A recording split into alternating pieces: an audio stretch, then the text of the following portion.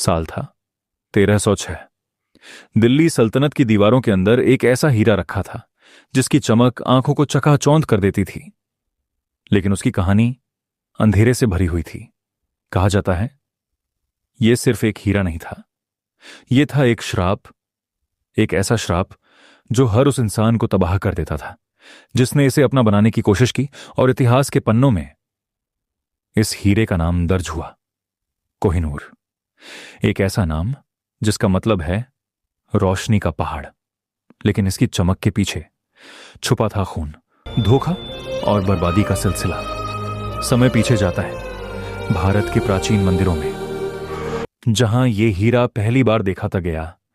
एक देवता की आंखों में जरा हुआ इतनी चमक कि सूरज की किरणें भी इसके सामने फीकी पड़ जाईं। लेकिन फिर लोभ की पहली चिंगारी भड़की।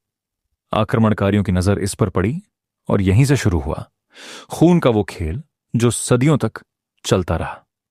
अलाउद्दीन खिलजी, दिल्ली का शक्तिशाली सुल्तान, उसने दक्षिण भारत पर हमला किया और अपने साथ लाया बेहिसाब दौलत और यही कोहिनूर।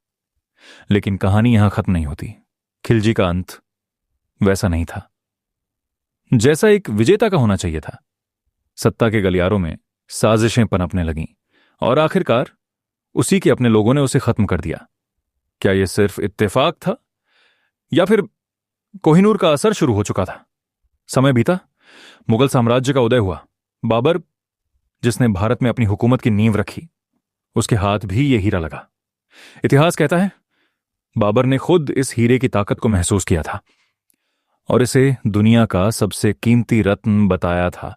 लेकिन उसकी पीढ़ियों में खून खराबा, सत्ता के लिए भाई भाई का कत्ल, यह सब आम हो गया। शाहजहां, जिसने ताजमहल जैसा अजूबा बनवाया, उसने कोहिनूर को अपने मोर सिंहासन में जड़वाया। एक ऐसा सिंहासन जो सोने और हीरों से लदा हुआ था। लेकिन उसी शाही महल में एक तूफान उठ रहा था। उसका बेटा औरंगजेब, जिसने अपने ही पिता को कैद कर लिया। शाहजहां, जिसने दुनिया को मोहब्बत की सबसे खूबसूरत निशानी दी, अपनी जिंदगी के आखिरी दिन एक कैदी की तरह बिताने को मजबूर हो गया।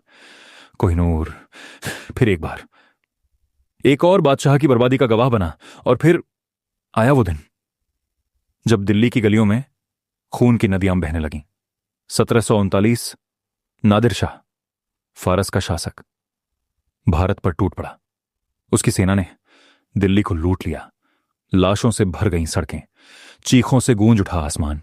और उसी लूट के दौरान कोहिनूर फिर से हाथ बदल गया। नादिर शाह जब पहली बार इस हीरे को देखता है, उसकी किस्मत भी ज्यादा देर तक साथ नहीं देती। कुछ ही सालों बाद उसी के अपने सैनिक उसे मार डालते हैं। क्या यह सिर्फ सत्ता की भूख थी या फिर उस हीरे का श्राप जो हर मालिक को निगल जाता था? समय फिर बदला। यह हीरा पहुंचा पंजाब। महाराजा रणजीत सिंह, एक ऐसा शासक जिसने अपनी ताकत से एक विशाल साम्राज्य खड़ा किया। कोहिनूर उसके ताज की शान बन गया। लेकिन उसकी मौत के बाद उसका साम्राज्य बिखर गया। अंदरूनी झगड़े, कमजोर उत्तराधिकारी और फिर अंग्रेजों की नजर।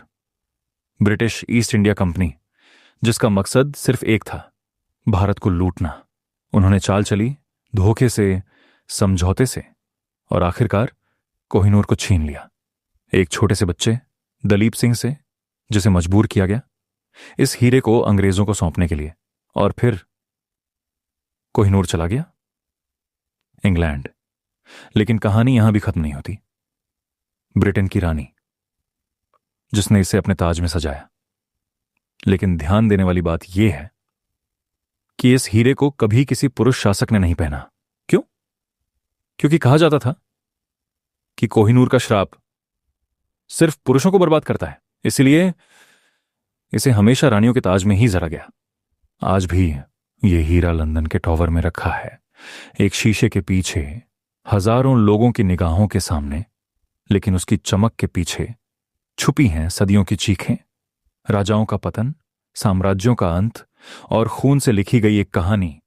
कोहिनूर सिर्फ एक हीरा नहीं, यह है इतिहास का वो साया जो हर उस इंसान का पीछा करता है जो इसकी चमक में खो जाता है। और शायद यही वजह है कि आज भी दुनिया के सबसे ताकतवर देश इस हीरे को अपने पास रखने से डरते हैं, क्योंकि कुछ चमक सिर्फ रोशनी नहीं लाती, वो अंधेरा भी साथ लाती है।